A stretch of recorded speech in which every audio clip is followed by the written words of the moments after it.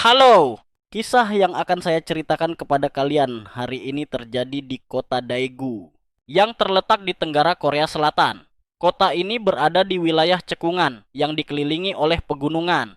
Daegu adalah kota terbesar keempat di Korea Selatan yang dijuluki sebagai tulang punggung negara. Di distrik Dalseo, di sebelah barat kota, terdapat sebuah gunung bernama Waryong dengan ketinggian 259 1 meter. Gunung ini dinamai demikian karena bentuknya menyerupai naga yang sedang berbaring. Di puncak gunung terdapat observatorium dari mana kita dapat menikmati pemandangan indah seluruh kota Daegu. Karena pendakian gunung di sini tidak terlalu sulit.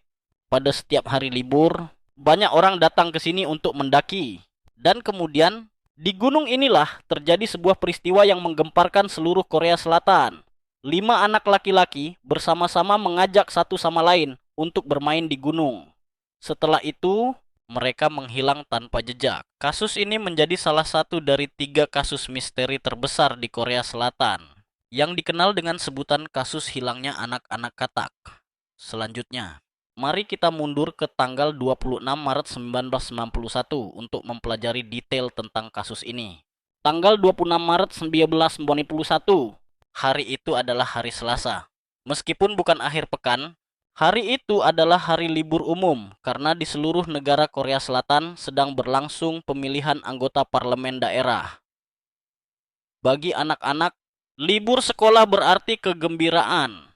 Pukul 8.20 pagi, 6 anak laki-laki sedang berkumpul dan bermain bersama. Mereka adalah Kim Dong-sik 9 tahun, Park Chan-in 10 tahun, Kim Jong-sik 11 tahun, Jo Ho-yeon 12 tahun, Woo Cheol-won 13 tahun, dan Kim Tae-ryong 9 tahun. Mereka semua adalah siswa dari kelas 3 hingga kelas 6 di sekolah dasar Seongso Daegu.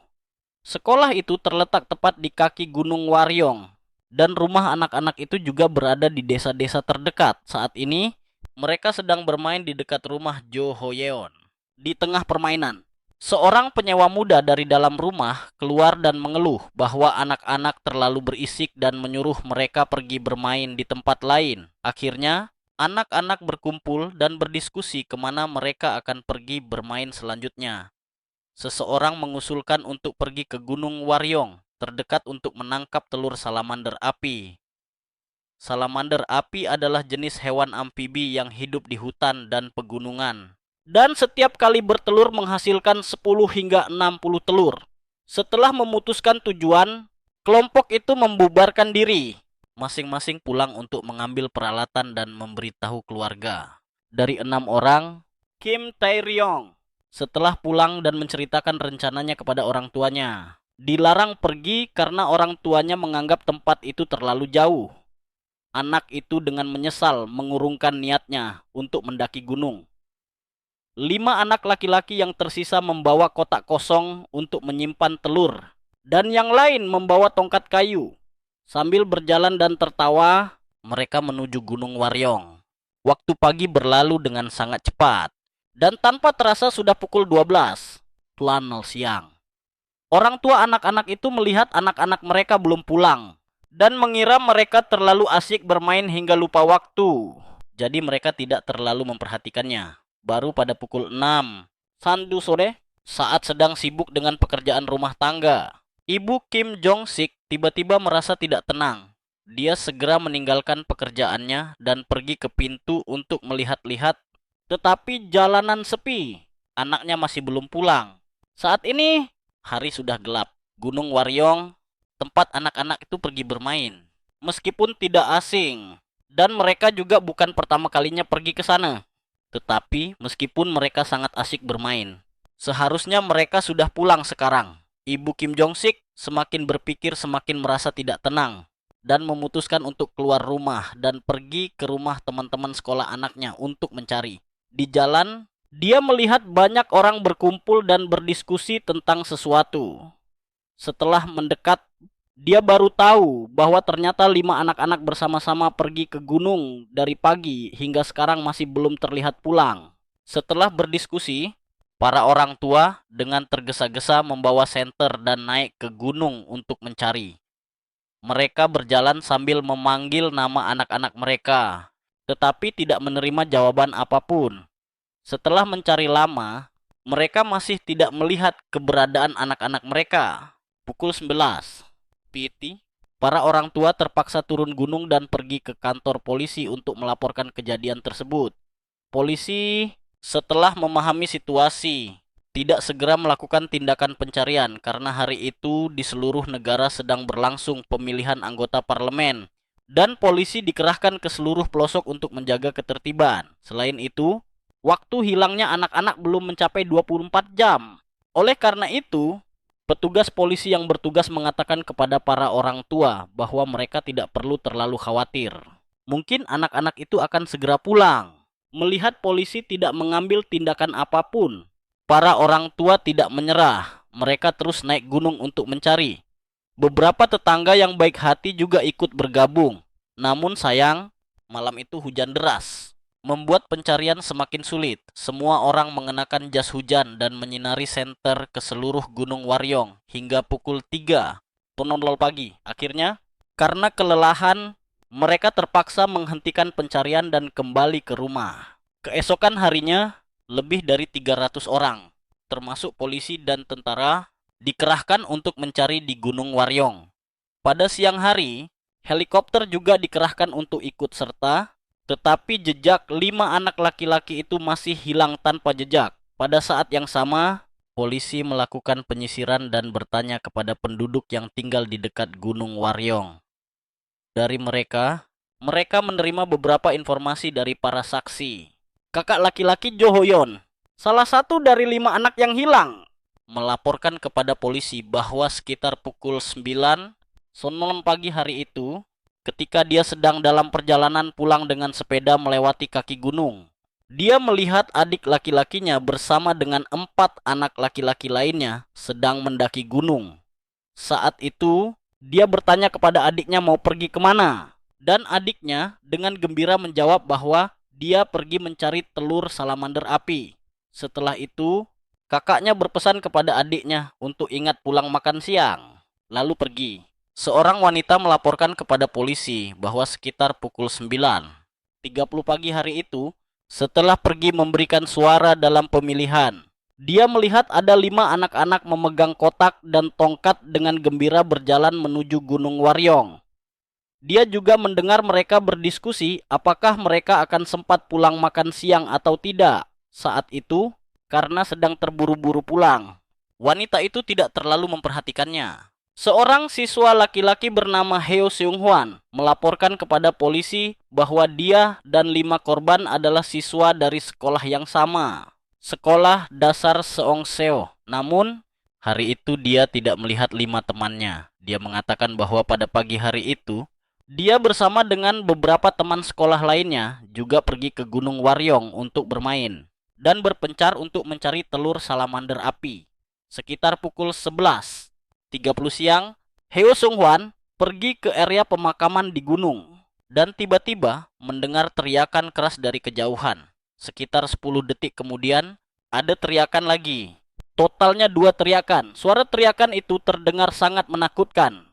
Tidak seperti teriakan saat bermain biasa. Karena terlalu panik, anak itu tidak berani mencari tahu dari mana asal teriakan itu. Orang tua anak itu berpendapat bahwa itu mungkin adalah teriakan minta tolong dari para korban setelah diserang. Namun, polisi tidak mempertimbangkan petunjuk ini karena ada saksi lain yang mengatakan bahwa sekitar pukul 12:00 siang pada hari yang sama, mereka melihat 5 anak-anak di pintu masuk Gunung Waryong. Oleh karena itu, polisi mengira bahwa teriakan itu mungkin disebabkan oleh burung atau hewan liar di gunung. Selain itu, ada beberapa saksi lain yang memberikan informasi. Misalnya, seorang warga berusia 42 tahun mengatakan bahwa sekitar pukul 4:30 sore hari itu, dia melihat 5 anak-anak sedang bermain di area kolam dekat desa. Namun, perlu dikatakan bahwa semua kesaksian dari para saksi didasarkan pada ingatan pribadi dan sangat mungkin akan terjadi kesalahan. Informasi yang salah ini akan sangat mempengaruhi penilaian polisi. Polisi menduga bahwa mungkin anak-anak itu telah berselisih dengan keluarga mereka, sehingga dengan kesal meninggalkan rumah. Kemudian, karena tersesat. Mereka tidak dapat menemukan jalan pulang. Namun, para orang tua membantah hipotesis tersebut. Mereka menegaskan bahwa keluarga mereka sangat harmonis, tidak pernah memarahi atau memukuli anak-anak mereka. Anak-anak tidak memiliki alasan apapun untuk tiba-tiba meninggalkan rumah. Di antara 5 anak laki-laki itu, yang paling tua adalah Woo Cheol-won 13 tahun. Dan yang paling muda adalah Kim Dong-sik 9 tahun. Sangat sulit untuk percaya bahwa sekelompok anak-anak seperti itu akan bersama-sama meninggalkan rumah. Setelah itu, polisi mengalihkan arah penyelidikan ke dugaan orang yang dikenal melakukan kejahatan dan mencurigai bahwa keluarga para korban mungkin telah menyimpan dendam dengan seseorang. Namun, setelah diselidiki, polisi memastikan bahwa keluarga 5 anak laki-laki itu adalah orang-orang jujur yang hidup rukun dengan tetangga dan tidak pernah berselisih dengan siapapun. Bahkan jika ada perselisihan kecil, itu tidak akan sampai melakukan tindakan kejam terhadap anak-anak tidak bersalah seperti itu. Setelah itu, polisi kembali menduga bahwa anak-anak itu telah diculik. 3 hari setelah kejadian, pada tanggal 29 Maret, ayah dan paman Kim Dong-sik masing-masing menerima telepon dari orang asing. Suara pria di telepon terdengar seperti berusia sekitar 30 tahun. Dia mengaku sebagai orang yang telah menculik 5 anak-anak dan meminta keluarga untuk membawa 4 juta won, sekitar 73 juta rupiah dengan nilai tukar saat ini ke Gunung Waryong untuk menebus anak-anak tersebut. Tuan Kim Jeon, ayah Kim Dong-sik, dengan tergesa-gesa mengumpulkan uang, lalu dengan cepat pergi ke tempat yang telah dijanjikan. Dia menunggu sangat lama, tetapi tidak melihat siapapun muncul. Setelah itu, pria itu juga tidak menelepon lagi. Setelah kejadian itu, pemuda yang menyewa rumah di dekat rumah Jong-sik merasa sangat menyesal. Dia menyalahkan dirinya sendiri. Seandainya hari itu dia tidak mengusir anak-anak itu untuk pergi bermain di tempat lain, maka mungkin mereka tidak akan hilang. Polisi juga dikritik oleh masyarakat karena pada awalnya tidak segera turun tangan, sehingga kehilangan momen emas untuk melakukan pencarian. Awalnya, berita tentang kejadian itu hanya tersebar di desa dan beberapa wilayah sekitarnya. Setelah itu, kasus hilangnya 5 anak laki-laki itu diberitakan oleh media, menarik perhatian publik di seluruh negeri. Awalnya, media memberitakan bahwa 5 anak laki-laki itu pergi ke gunung untuk menangkap katak. Oleh karena itu, mereka disebut sebagai anak-anak katak. Namun, pada kenyataannya, mereka tidak pergi menangkap katak, melainkan pergi mencari telur salamander api. Setelah itu, agar publik lebih mudah memahami, nama anak-anak katak terus digunakan hingga sekarang. Pada tanggal 1 April, 6 hari setelah kejadian, orang tua anak-anak katak mencetak 50.000 lembaran selebaran dan menyebarkannya di stasiun kereta api, terminal bus, dan tempat-tempat umum ramai lainnya di kota Daegu. Mereka juga menawarkan hadiah 2 juta won bagi siapapun yang memberikan informasi bermanfaat tentang keberadaan anak-anak mereka. Peristiwa itu semakin menjadi serius hingga sampai ke telinga Presiden Korea Selatan saat itu, Roh Tae-woo. Dia sangat prihatin dengan kasus ini dan menginstruksikan polisi untuk mengerahkan seluruh kekuatan untuk menyelidiki. Sesuai dengan perintah khusus Presiden, kepolisian dan militer berkoordinasi untuk menyisir Gunung Waryong dan wilayah sekitarnya. Hampir setiap jengkal tanah di sana diselidiki dengan cermat. Di dekat Gunung Waryong terdapat waduk air, tempat pernah terjadi kasus tenggelam yang tragis dari seorang anak. Oleh karena itu, ada yang menduga bahwa setelah naik ke gunung untuk bermain, anak-anak katak pergi ke waduk air itu untuk bermain. Untuk memverifikasi hipotesis ini, tim penyelamat menggunakan mesin pompa untuk mengeringkan air waduk, tetapi tetap tidak menemukan apapun. Ketika peristiwa itu semakin menjadi perhatian publik, nomor telepon keluarga anak-anak katak bocor ke publik. Polisi memasang alat penyadap di saluran telepon ini. Benar saja, setelah itu mereka menerima banyak panggilan.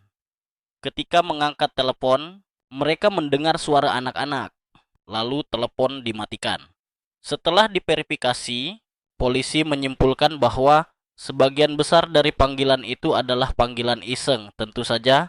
Mungkin juga pelaku sebenarnya telah menelepon, tetapi tidak ada cara untuk memastikannya. Pada Agustus 1992, polisi menerima panggilan dari seorang pria misterius. Pria ini mengatakan bahwa anak-anak katak telah dikubur di bawah ruang bawah tanah sebuah bangunan di Gyeongsangbuk-do. Namun, ketika polisi bertanya lebih lanjut tentang detail informasi, pria itu segera menutup telepon. Bangunan yang digambarkan pria itu adalah satu-satunya bangunan bertingkat tinggi yang memiliki ruang bawah tanah di dekat rumah anak-anak katak. Polisi tidak mengabaikan petunjuk ini. Mereka segera pergi ke gedung itu untuk menyelidiki, tetapi tidak menemukan apapun, dan menyimpulkan bahwa ini adalah lelucon jahat lainnya. Dalam proses pencarian, para reporter yang menemani polisi terlibat pertengkaran dengan warga setempat. Penyelidikan yang berlangsung selama berbulan-bulan tanpa hasil membuat orang tua anak-anak itu sangat putus asa. Meskipun terus diganggu oleh informasi yang salah, polisi tetap tidak menyerah. Mereka berpendapat bahwa masih ada kemungkinan anak-anak itu masih hidup. Mungkin mereka telah diculik atau dijual ke tempat lain. Hadiah untuk siapapun yang menemukan anak-anak katak juga dinaikkan menjadi 42 juta won untuk mencari anak-anak mereka. Orang tua 5 anak itu berhenti dari pekerjaan mereka, bersama-sama membeli sebuah truk dan setiap hari berkeliling kota Daegu, bahkan pergi ke seluruh negara untuk menyebarkan selebaran mencari anak. Beberapa perusahaan juga secara sukarela membantu mereka. Mereka mencetak foto anak-anak itu di kartu telepon, kotak tembakau, kotak tisu, makanan, dan lain-lain. Bahkan mereka memproduksi program iklan mencari orang hilang di televisi. Bahkan di sebuah balon udara raksasa juga terdapat foto 5 anak-anak itu. Hingga November tahun itu, polisi telah menerima hampir 1.000 panggilan. Tetapi sebagian besar adalah informasi palsu. Hingga November 1992, 1,5 tahun setelah kejadian film Comeback, Frog Boys yang terinspirasi dari kasus hilangnya anak-anak katak dirilis. Kasus ini sekali lagi menggemparkan seluruh Korea Selatan dan menjadi topik hangat yang dibicarakan oleh semua orang. Karena kasus ini menemui jalan buntu dalam waktu yang lama. Banyak rumor mulai muncul. Ada yang mengatakan bahwa anak-anak itu telah diculik oleh mata-mata Korea Utara. Ada juga yang mengatakan bahwa anak-anak itu telah diculik oleh orang-orang yang menderita penyakit Hansen untuk menyembuhkan penyakit. Meskipun terdengar tidak masuk akal, polisi tetap menyelidiki ke arah ini. Akibatnya, tidak ada yang diperoleh. Bahkan, terjadi konflik dengan orang-orang yang sakit selama penyelidikan. Selain itu, ada rumor yang lebih fantastis, seperti anak-anak itu sebenarnya bukan manusia, dan hilangnya mereka secara tiba-tiba disebabkan oleh penculikan oleh alien. Selama kampanye, pencarian yang berlangsung lama, sekitar 320.000 orang dari semua lapisan masyarakat, termasuk militer, telah berpartisipasi. Pada tahun 1965, 4 tahun setelah kasus itu terjadi, polisi menggunakan komputer untuk membuat sketsa wajah anak-anak katak ketika dewasa dan mencetaknya di selebaran. Lebih dari 2 juta selebaran telah disebarkan, tetapi hasilnya tetap merupakan laporan palsu. Dalam keadaan putus asa, polisi bahkan mencari bantuan dari dukun untuk membantu mencari keberadaan anak-anak itu. Waktu berlalu, kasus hilangnya perlahan-lahan tenggelam dalam kelupaan. Orang tua anak-anak itu juga karena tekanan hidup harus kembali bekerja untuk mencari nafkah. Hingga Januari 1996, Profesor Kim Kwon, seorang ahli psikologi kriminal dari Institut Sains dan Teknologi Korea, tiba-tiba menyatakan bahwa anak-anak katak telah dibunuh oleh ayah Kim Dong-sik sendiri, Tuan Kim Cheol-gyu, dan mayat anak-anak itu saat ini dikuburkan di dalam rumahnya. Tuan Kim Cheol-gyu sangat marah atas tuduhan tiba-tiba ini. Dia menegaskan bahwa dia tidak mungkin melakukan hal-hal kejam seperti itu terhadap anak-anaknya. Institut Sains dan Teknologi Korea adalah universitas riset nasional terkemuka yang termasuk dalam 5 universitas terbaik di Korea Selatan. Mempertimbangkan reputasi Institut Sains tersebut, polisi mempercayai perkataan Profesor Kim. Meskipun sangat sedih dan marah, Tuan Kim terpaksa setuju agar polisi menggali rumahnya untuk membuktikan ketidakbersalahannya. Januari 1956, sesuai dengan petunjuk Profesor Kim, polisi mulai menggali dan menghancurkan rumah Tuan Kim Cheol-gyu. Di luar, banyak orang penasaran berkerumun untuk menonton. Mereka ingin menyaksikan dengan mata kepala sendiri apakah pria ini adalah seorang pembunuh atau bukan.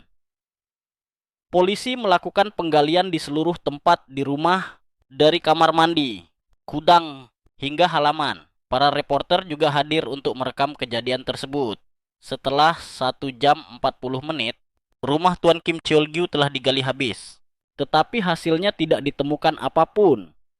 Melihat rumah yang kosong, kerumunan orang menjadi diam. Tuan Kim Cheol-gyu tidak dapat menahan emosi yang terpendam selama ini. Dia berteriak dengan marah. Kehilangan anak telah membuat saya sangat sakit. Sekarang saya berusaha keras untuk terus hidup.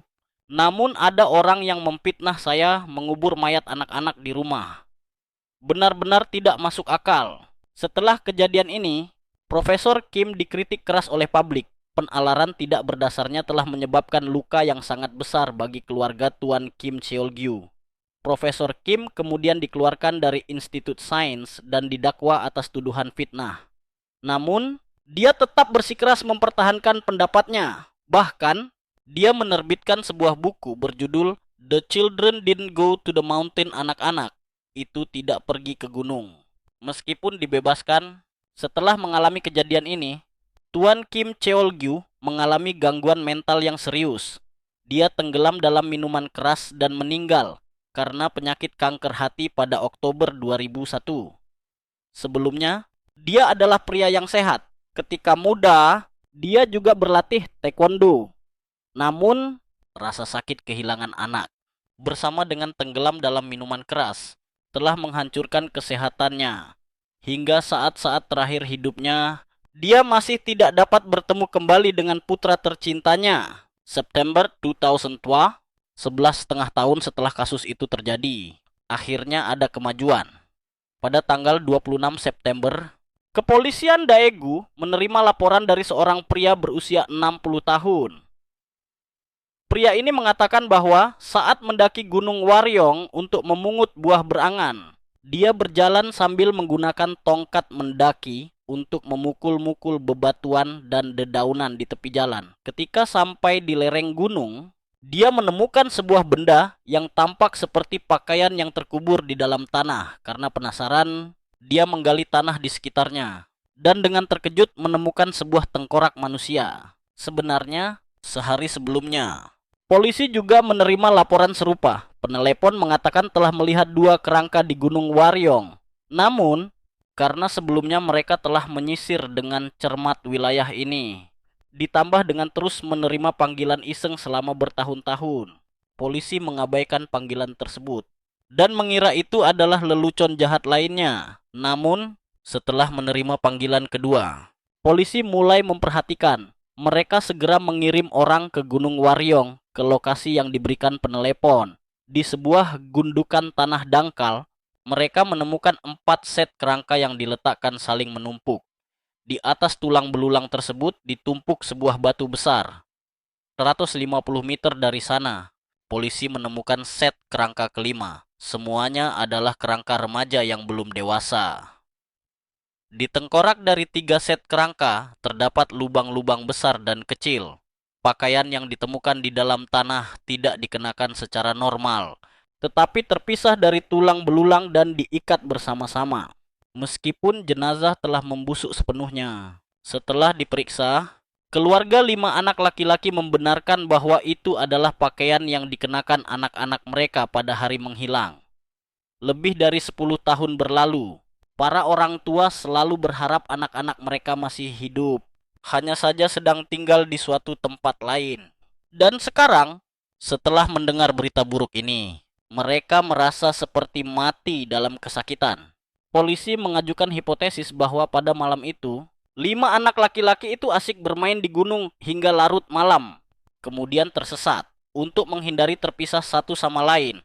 Mereka melepas jaket mereka dan mengikatnya bersama-sama menjadi seutas tali panjang untuk berpegangan tangan. Karena hari sudah gelap dan suhu turun, mereka saling berdekatan untuk menghangatkan diri. Kemudian, mungkin karena tidak sengaja mengenai batu tajam, mereka terjatuh. Namun, hipotesis ini sama sekali tidak mendapat persetujuan dari pihak keluarga korban. Alasannya adalah karena rumah anak-anak itu terletak tepat di kaki Gunung Waryong. Mereka bukan pertama kalinya datang ke sini, melainkan sering naik gunung untuk bermain, sehingga sangat akrab dengan jalan. Apalagi gunung ini tidak tinggi. Bahkan di malam hari pun, cahaya lampu dari rumah-rumah di kaki gunung dapat terlihat dengan jelas. Lokasi penemuan jenazah hanya berjarak sekitar 3 km dari rumah anak-anak itu dan hanya 500 km dari desa terdekat, sehingga tidak mungkin terjadi peristiwa tersesat. Di dekat lokasi kejadian, polisi menemukan lebih dari 10 selongsong peluru dan peluru berbagai jenis. Faktanya, di dekat Gunung Waryong terdapat lapangan tembak dari Brigade Infanteri 50 Divisi 2. Oleh karena itu, polisi menduga bahwa mungkin anak-anak itu tewas karena peluru nyasar. Namun, hipotesis ini juga dengan cepat dibantah karena betapapun lalainya. Sangat sulit terjadi jika 5 orang terkena peluru pada saat yang bersamaan. Apalagi, bahkan jika ada orang yang dengan sengaja menggunakan senjata, tidak mungkin tidak ada yang menyadarinya. Setelah dibandingkan, polisi menemukan bahwa bekas penyok pada tengkorak para korban tidak sesuai dengan luka tembak. Sangat mungkin bahwa peluru-peluru tersebut hanya dipungut oleh anak-anak di jalan. Proses penggalian lokasi kejadian oleh polisi telah direkam oleh media dan diberitakan. Hal ini menuai kritik tajam dari publik.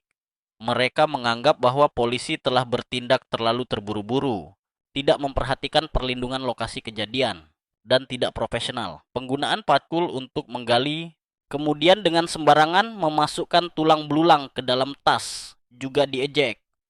Di lokasi kejadian, polisi hanya memeriksa satu set tulang belulang dan dengan tergesa-gesa menyimpulkan penyebab kematian karena tersesat dan hipotermia. Tim forensik dari Universitas Nasional Kyungpuk melakukan pemeriksaan post-mortem.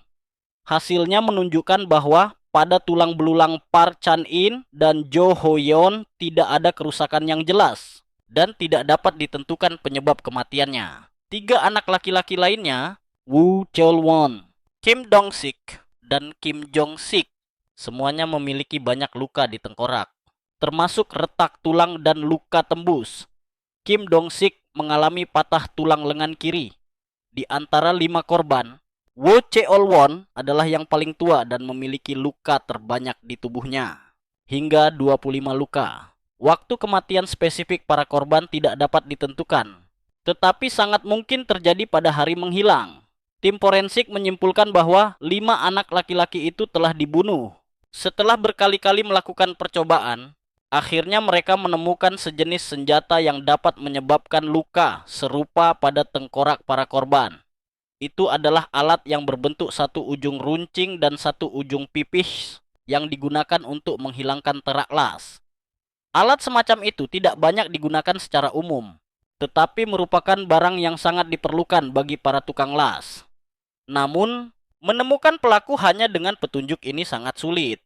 Berdasarkan petunjuk yang telah dikumpulkan, polisi membuat sketsa ulang jalannya kasus tersebut sebagai berikut. 5 anak laki-laki itu saling mengajak untuk pergi ke Gunung Waryong untuk bermain, lalu berpencar ke seluruh hutan untuk mencari telur salamander api. Saat itu, mereka tiba-tiba disergap oleh seorang penyerang bertopeng. Woo Cheol-won, 13 tahun, adalah yang paling tua dan melawan pelaku, sehingga mengalami luka paling parah. Kim Dong-sik melarikan diri, tetapi dikejar oleh pelaku, ditangkap dari belakang, dan dipukul keras dengan alat di tubuhnya. Kim Dong-sik secara naluriah mengangkat tangan kirinya untuk melindungi diri. Pelaku segera mengambil kesempatan itu dan memukul kepalanya dengan keras, menyebabkan anak itu jatuh. Kim Jong-sik juga berusaha melarikan diri. Saat bergulat, lengan baju dan kerah bajunya robek. Akhirnya, Anak itu juga dipukul di kepala oleh pelaku dan terhuyung jatuh. Setelah 3 anak laki-laki itu meninggal, pelaku mengendalikan Park Chan-in dan Jo Ho-yeon untuk mencegah mereka melarikan diri. Dia melepas pakaian anak-anak itu, mengikatnya bersama-sama menjadi tali, lalu mencekik leher mereka hingga mati. Oleh karena itu, pada tulang dari kedua anak laki-laki itu tidak meninggalkan bekas apapun. Setelah 5 anak laki-laki itu tidak lagi bergerak, pelaku mengubur jenazah mereka di dalam lubang, mengambil sebuah batu besar dan meletakkannya di atasnya. Mungkin dia ingin mencegah para korban keluar, atau mungkin juga untuk menandai lokasi. Setelah melakukan kejahatan, mungkin pelaku telah kembali ke Gunung Waryong, atau mungkin dia adalah warga yang tinggal di dekat sana. Perilaku pelaku tampaknya memiliki perencanaan dan juga bersifat impulsif. Perencanaan terletak pada fakta bahwa alat yang dia gunakan adalah barang yang tidak umum. Mungkin sejenis palu yang digunakan di lokasi konstruksi atau pabrik. Biasanya orang tidak akan membawanya. Hal ini menunjukkan bahwa pelaku telah melakukan persiapan sebelumnya. Namun, sifat impulsif tercermin pada fakta bahwa 5 anak laki-laki itu mungkin adalah korban acak. Karena pada pagi hari itu mereka baru memutuskan untuk naik gunung untuk bermain. Dan tidak memiliki rencana sebelumnya. Apalagi, melakukan pembunuhan terhadap 5 orang pada saat yang sama adalah pekerjaan yang sangat sulit dan berbahaya. Tidak seperti sengaja menargetkan 5 anak laki-laki ini. Analisis dari para ahli dengan cepat diterbitkan oleh media, menyebabkan berbagai opini yang bertentangan di masyarakat. Banyak orang juga mengajukan beberapa pertanyaan. Misalnya, di lokasi kejadian tidak ditemukan rambut dan gigi para korban, dan banyak yang hilang. Padahal benda-benda ini tidak mudah terurai. Oleh karena itu, ada yang menduga bahwa tempat penemuan jenazah bukan lokasi kejadian awal. Selain itu, cara mengikat pakaian yang ditemukan di lokasi kejadian adalah cara mengikat yang tidak umum dalam kehidupan sehari-hari. Banyak orang juga bertanya-tanya mengapa dahulu ketika menyisir dengan cermat wilayah ini, polisi tidak menemukan jenazah. Polisi tidak memberikan jawaban resmi untuk masalah ini. Mungkin karena jenazah terkubur terlalu dalam, lebih dari 10 tahun setelah hujan dan tanah longsor. Tulang belulang baru perlahan-lahan terungkap. Atau mungkin pada awalnya, jenazah tidak dikubur di gunung, tetapi dipindahkan ke sana setelah polisi dan militer menyelesaikan penyisiran, menciptakan jeda waktu yang sempurna. Pada saat itu, Gunung Waryong adalah daerah yang cukup sepi. Mungkin anak-anak itu telah bertemu dengan orang dengan gangguan jiwa yang memiliki riwayat kejahatan, atau berpapasan dengan pembunuh berantai dengan kecenderungan antisosial. Ada juga yang berpendapat bahwa kasus itu terjadi tepat pada saat pemilihan dewan daerah berlangsung. Mungkin seseorang, karena ingin memperebutkan kepentingan politik, sengaja membuat kekacauan di Gunung Waryong, dan 5 anak laki-laki yang malang itu menjadi korban. Di dekat lokasi kejadian, polisi juga menemukan gua buatan manusia dengan pintu masuk sempit yang tersembunyi. Hanya cukup untuk 1 orang masuk. Di dalam gua terdapat jejak kehidupan yang jelas dan beberapa barang. Dilihat dari kemasannya, barang-barang ini berasal dari sekitar tahun 1950-an. Jauh dari saat terjadinya kasus pada tahun 1991. Oleh karena itu, ada kemungkinan bahwa setelah kasus itu terjadi, ada orang yang datang ke gua ini untuk tinggal. Maret 2006, 15 tahun setelah kasus itu terjadi, telah mencapai batas waktu penuntutan pidana untuk kasus-kasus kriminal di Korea Selatan pada saat itu. Ini berarti bahwa meskipun pelaku menyerahkan diri, dia tidak dapat dituntut. Juga dari tahun ini, di masyarakat kembali muncul rumor lain. Orang-orang mengatakan bahwa pelaku adalah sebuah keluarga yang tinggal di Gunung Waryong. Keluarga ini memiliki seorang putra yang cacat mental dan memelihara seekor anjing pemburu. Biasanya anjing itu selalu dirantai. Tetapi pada hari kejadian, karena ingin membersihkan dan memperbaiki kandang anjing, pemilik rumah melepaskan anjing itu. Putra pemilik rumah tidak mengawasi dengan hati-hati, sehingga anjing itu keluar dan menyerang 5 anak laki-laki yang sedang bermain di gunung. Karena takut ketahuan, keluarga ini dengan kejam membunuh kelima anak laki-laki itu untuk menghilangkan jejak. Setelah itu, mereka pindah ke tempat lain dan menyembunyikan kejadian itu selama bertahun-tahun. Namun, karena hati nurani yang terus menghantui, akhirnya mereka mengungkapkan hal ini kepada orang lain.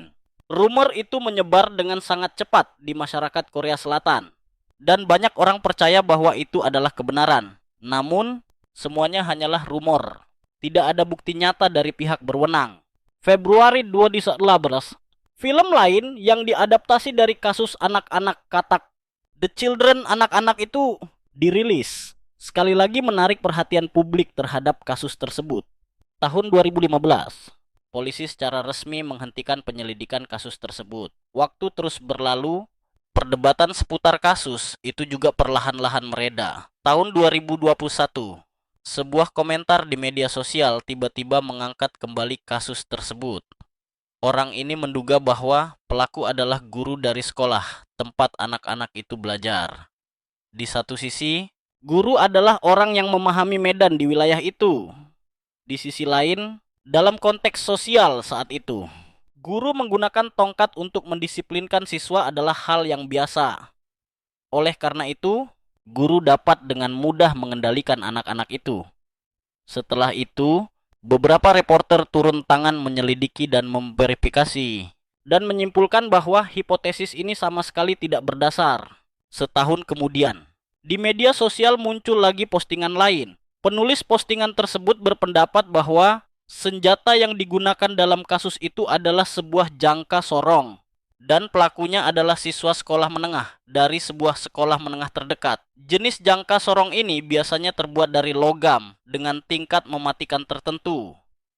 Menurut penyelidikan, di beberapa sekolah di dekat Gunung Waryong, benar-benar terjadi kasus siswa menggunakan jangka sorong untuk berkelahi. Beberapa siswa sering berkumpul di gunung untuk merokok dan minum alkohol. Oleh karena itu, orang ini berpendapat bahwa mungkin 5 anak laki-laki itu telah diserang oleh sekelompok siswa nakal. Namun, hipotesis ini juga menimbulkan banyak perdebatan. Ada yang berpendapat bahwa meskipun luka di tengkorak para korban memiliki bentuk yang mirip dengan luka yang disebabkan oleh jangka sorong, untuk menciptakan luka seperti itu, jangka sorong harus memiliki panjang lebih dari 30 cm.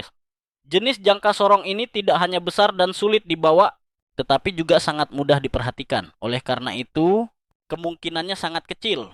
Kasus hilangnya anak-anak katak menjadi mimpi buruk di hati masyarakat Korea Selatan. Kasus ini mengungkap kekurangan dalam pekerjaan keamanan dan ketertiban. Pada saat yang sama, membunyikan alarm tentang mekanisme perlindungan anak. Banyak orang tua harus hidup dalam ketakutan dan kekhawatiran. Khawatir anak-anak mereka juga akan menghadapi bahaya serupa. 3 kasus misteri yang mengguncang Korea Selatan, termasuk kasus pembunuhan berantai Hwaseong, kasus penculikan dan pembunuhan Lee Hyung Ho, dan kasus hilangnya anak-anak katak. Di antaranya, kasus pembunuhan berantai di Hwaseong telah dipecahkan setelah 33 tahun, sedangkan kasus anak-anak katak masih menjadi misteri. Saya percaya bahwa dengan kemajuan ilmu pengetahuan dan teknologi, suatu hari kebenaran tentang kasus ini akan segera terungkap. Video hari ini berakhir di sini, dan sampai jumpa di video selanjutnya. Sampai jumpa.